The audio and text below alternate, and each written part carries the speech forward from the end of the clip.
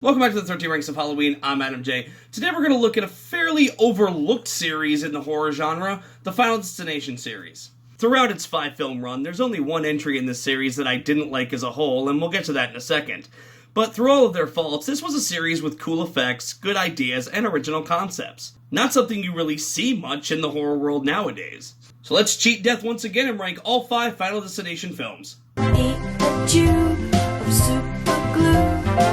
I wonder, what's this red button do? Dumb ways to die. So many dumb ways to die. Dumb ways to die. So many dumb ways to die. Coming in at number 5 for me is The Final Destination. And no, before anyone asked, this was not the first film. This was actually the 4th film, but the marketing geniuses at the studio, in all their infinite wisdom, decided that putting "the" in front of the title somehow made it different. It doesn't. It's just confusing. Yeah, it didn't really work for The Predator either, did it? But anyway, this is the only film in the series that I didn't really care for, and it's not that it's a terrible film, it's more so that it's very generic and feels incredibly lazy. There's nothing memorable about the characters at all, not much memorable about the acting, not much memorable about the death scenes, and even the inciting incident of the film, the whole racetrack scene, feels very phoned in. Don't get me wrong, it's gory and brutal, and a lot of cool shit can happen on a racetrack, but ultimately it's very forgettable, at least to me. When I sat down to watch these movies again, I had fond memories of all the big set pieces at the beginning of each film, the highway in Part 2, the roller coaster in Part 3, etc. I had actually forgotten what the hell the set piece was in this film before I watched it again. That's honestly how forgettable it is. That's really the biggest problem with this movie. It's entirely forgettable. And for a movie about several characters having to escape death itself from dealing them all gruesome hands, that's probably the worst thing you can be with one of these movies.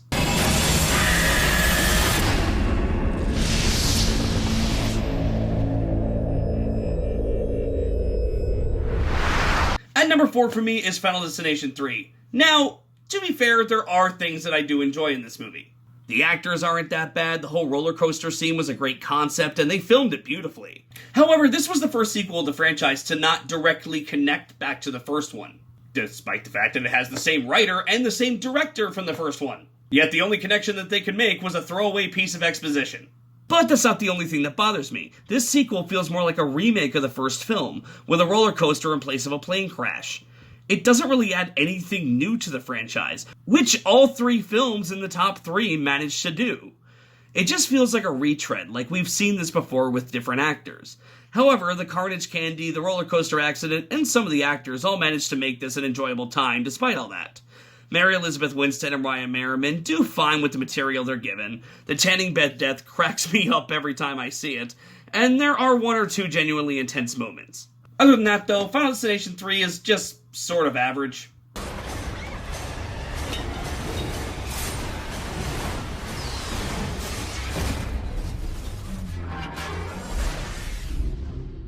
Here's where the list might get controversial for some. At number 3 for me is the original Final Destination. Now, make no mistake, I do like this movie a lot.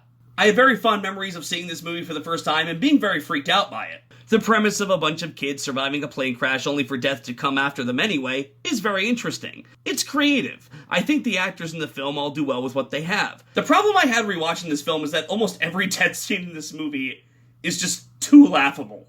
The scene where Todd slips in the shower and the wire wraps around his neck is ridiculous. The scene where Terry gets hit by the bus made me crack up so hard.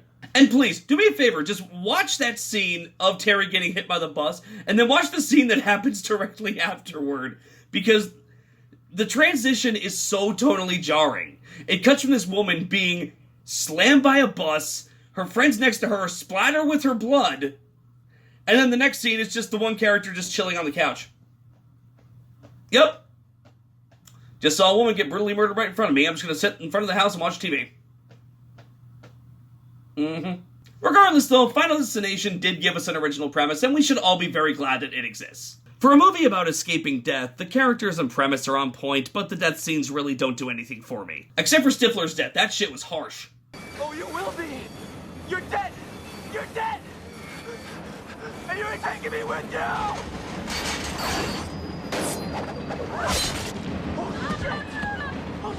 At number 2 for me is Final Destination 2. For me, this may not be the best sequel, but it's a damn memorable one. After a college girl has a premonition, a group of people are saved from a huge crash in the freeway, just barely escaping the clutches of death. Now, just like the first film, her and the survivors have to discover death's pattern in order to survive what's coming after them. That whole highway scene is unforgettable. I still can't drive behind a logging truck without practically shitting my pants in fear. You can't either! Don't act like you can! The death scenes are incredibly memorable, more so than the first film in my opinion. The falling glass, the elevator scene, the flying barbed wire, the airbag. All of these scenes are better in contrast to the first film. I even found the characters more interesting this time around. On top of this, Final Destination 2 does what a good sequel should do. It expands on the rules set forth in the previous entry, and even advances the story by having Ali Larter return as Claire Rivers to help this new group of victims. Aside from Tony Todd, whose appearances were creepy but just sort of random, Claire Rivers would be the only returning cast member in these movies. Kind of a shame they couldn't get Devon Sawa back for this one, but I'll take what I can get. This was before the series went in the direction of just doing its own thing each movie. You can choose to see this as either a good thing or a bad thing, but I much prefer that connective tissue back to the original story, even if it's minimal. The ending of this movie, like the last 5 to 10 minutes, that's really my only negative with this film. It had some really genuinely intense moments throughout, and then the way that they defeated death in the end was just kind of lame. Other than that, though, I find this to be a very underrated sequel, and if you haven't seen it in a while, I'd recommend giving it a watch.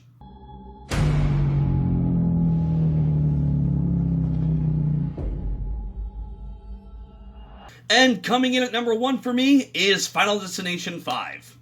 Now, as I've stated, all of these films have problems. I don't think any of them are perfect. This film is not perfect either.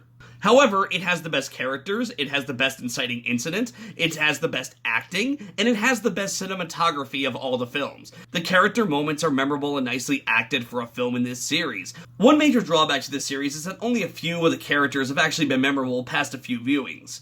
Thankfully, that is not a problem with this film.